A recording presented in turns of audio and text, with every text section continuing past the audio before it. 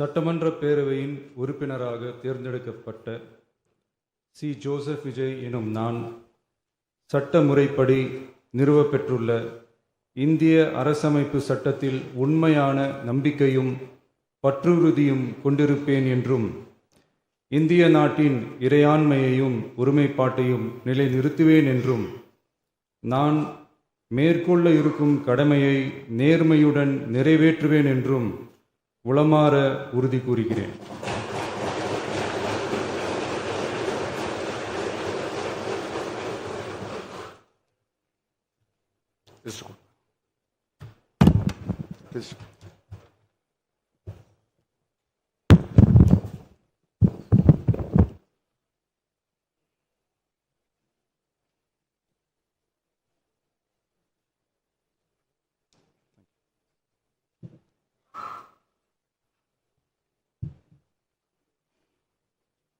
திரு உதயநிதி ஸ்டாலின்.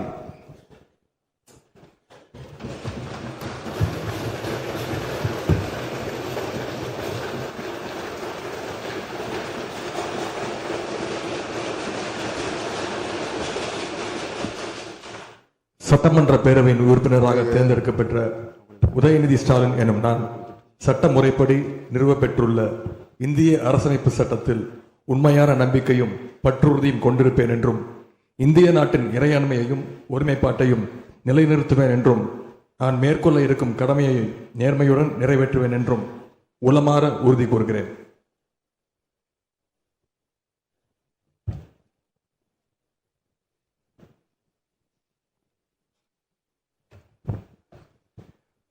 மாண்புமிகு திரு Edappadi K. Palaniswami.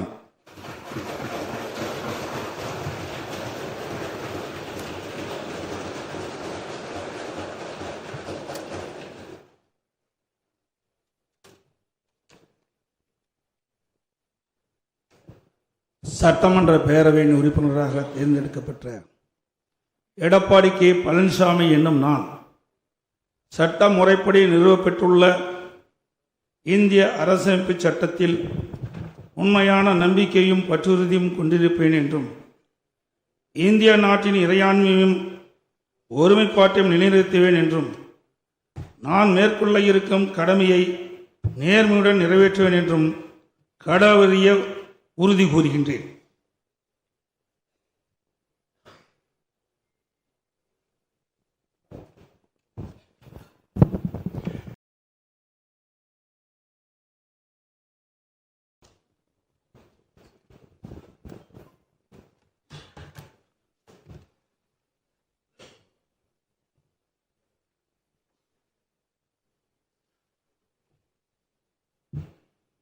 Doctor கோ.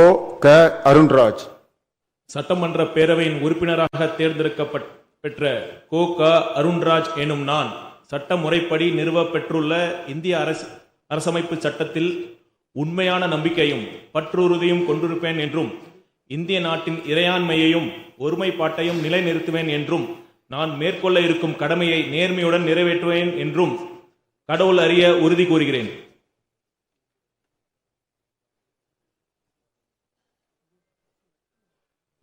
திரு ஆதவ் அர்ஜுனா.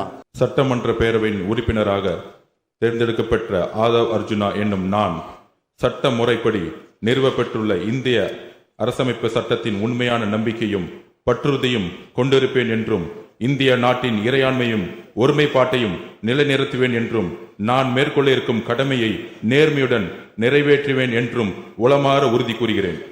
சட்டமன்ற பேரவையின் உறுப்பினராக தேர்ந்தெடுக்கப்பட்ட ராஜ்மோகன் என்னும் நான் சட்ட முறைப்படி நிறுவப்பெற்றுள்ள இந்திய அரசமைப்பு சட்டத்தில் உண்மையான நம்பிக்கையும் பற்று உறுதியும் கொண்டிருப்பேன் என்றும் இந்திய நாட்டின் இறையாண்மையையும் ஒருமைப்பாட்டையும் நிலைநிறுத்துவேன் என்றும் நான் மேற்கொள்ள இருக்கும் கடமையை நேர்மையுடன் நிறைவேற்றுவேன் என்றும் கடவுள் அறிய உறுதி கூறுகிறேன்.